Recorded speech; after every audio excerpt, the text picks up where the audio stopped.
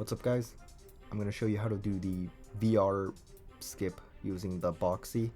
So this is a very useful skip that applies to all categories in Ratchet & Clank 3, and it's a simple trick to learn. There are difficult parts to it, but overall it's not too bad, so I would recommend learning this no matter what level you're at, whether you're a new player or you're an experienced runner. It'll save you a lot of time, and it's a lot nicer than the old VR skip method. So the first thing to note is how Ratchet holds different weapons.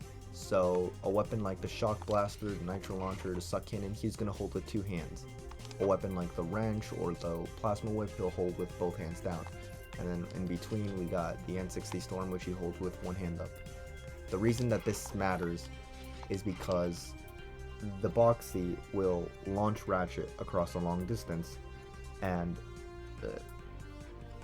the outcome of this launch will be determined by the weapon he is holding before he pulls out the suck cannon.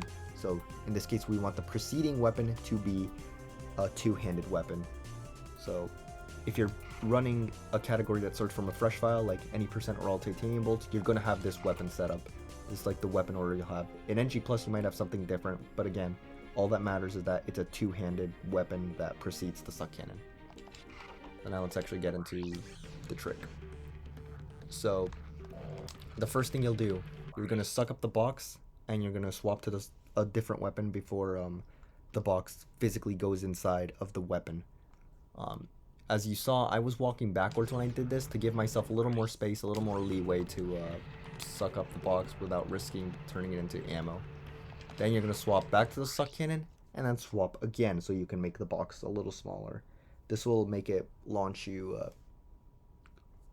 this will give you more speed when being launched. So now to reset the checkpoint by exiting and restarting the mission. And now this part. So this part is going to depend on the level your suck cannon is. Most people will have the V1 suck cannon, V1 through V4. Although there is the rare chance that maybe your file has V5 or above, the vortex cannon. I'll explain what to do with the vortex cannon. There's one small difference. But anyways, so with the V1 suck cannon, you're going to get on the box and you're going to look over here around this area. You're going to look to this area. If you're looking too far to the right or too far to the left, you will not make it into the room that we are trying to get into. And now the triangle press. This is the most difficult part. There's a chance that I fail it because, you know, it's something that you just really need to mess around with a lot. You're going to want to really get consistent at that. It's going to be a lifesaver for you.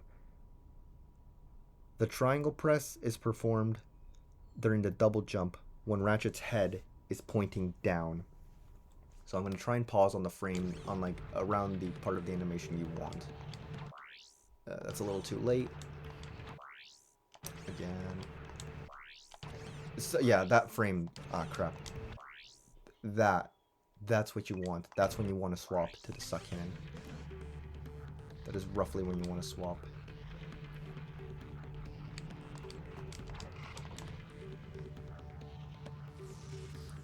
And now, so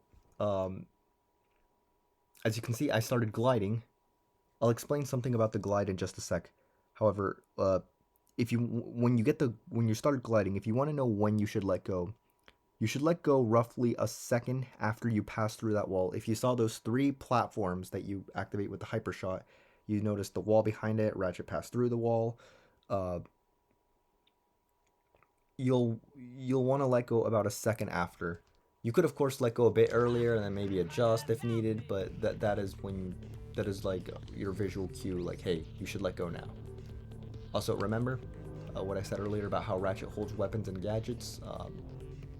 So this isn't okay. I can't have this preceding the suck cannon. So I'll try to demonstrate this one more time because there's also a couple other things that I need to mention. So, first of all, if you have the vortex cannon, just point to this corner when you set up this Boxxy. That is the only difference between that and the base level suck cannon. Another thing, where you stand on the box does not matter. You can stand on wherever you want and you'll still get launched. This trick can still work. And now when you want to start gliding, let's get rid of these guys. These guys are a bit annoying. Thankfully, I can restart this checkpoint as many times as I want, and I can still do the trick just fine. I don't have to repeat the entire process of sucking up the box. So keep in mind for when you're practicing this. So when you want to start gliding, I was kind of like...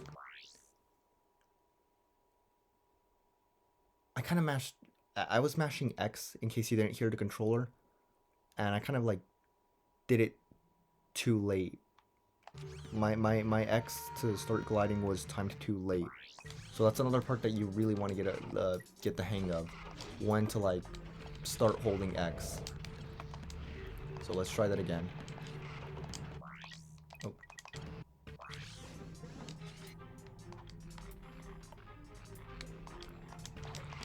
Oh. Oh yeah, that's another common mistake. I was gonna show that after this, but that thing right there, the box was used as a secondary platform. That happens if your triangle press is either too early or too late. So yeah, if you're wondering like why that happens, that's your reason why. So I usually like start like mashing like a little bit after I get launched, which is not a good habit. You don't want that habit. That's just a really bad habit that I have.